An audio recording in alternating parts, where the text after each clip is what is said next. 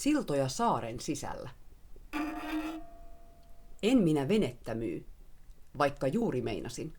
Moottori kuntoon ja merelle. En pysty myymään, sillä rakastan sitä. Täällä on erilaisia herkkyystasoja. Jotkut kestävät mitä vaan, ovat heti valmiita sotaan. Toiset hätkähtävät pensaan kahahdusta, pelkäävät sydänkohtausta esineen pudotessa lattiaan, tai menevät tolaltaan kuulemastaan ilkeästä puheesta, tai kuolemasta. Jätän ilkeät lehdet lukematta, ja sivuutan kiusaajien puheet. Olen uskollinen ystävilleni. Suosittelen sitä, sillä tunteet tarttuvat, hyvässä ja pahassa. En minä venettä myy, vaikka jälleen meinasin. Pohja kuntoon ja vesille. Tänään vein roskia ja välttelin silminnäkijöitä. Mietin, miksi roskiksia tyhjentävä mieskin on liikaa. Seison alaoven lasin takana ja emmin. Sitten pakotan itseni tarttumaan lukkoon ja avaamaan sen. Mene nyt. Hoida vaan homma. Äkkiä vaan. Sitten se on ohi. Ääni puhelee päässäni.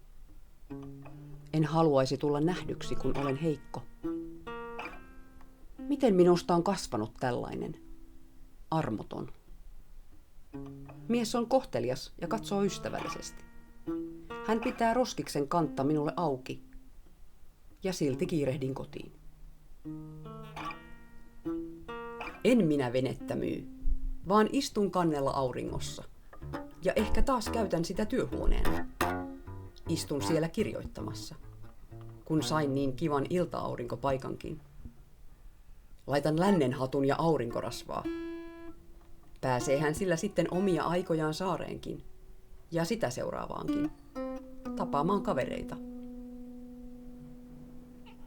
Toiset meistä ovat niin huonoitsetuntoisia, että uskovat, ettei heillä ole mitään merkitystä. Heikkouksissaan nostavat itsensä toisten yläpuolelle, sillä se on yksi helpoimpia mekanismeja suojata itseään. Ylimielisyys. Muutamat taas päästävät suustaan kaiken, ymmärtämättä, että sanoilla ja teoilla on seurauksensa. Aallokko. Jokaisesta liikahduksesta, henkisestäkin, lähtee aallokko. Siksi olisi tärkeää valita, mitä laittaa kellumaan näille aalloille eteenpäin. Meillä on yhteinen harhaluulo siitä, että meidän maailmankuvamme ja mielipiteemme on oikea.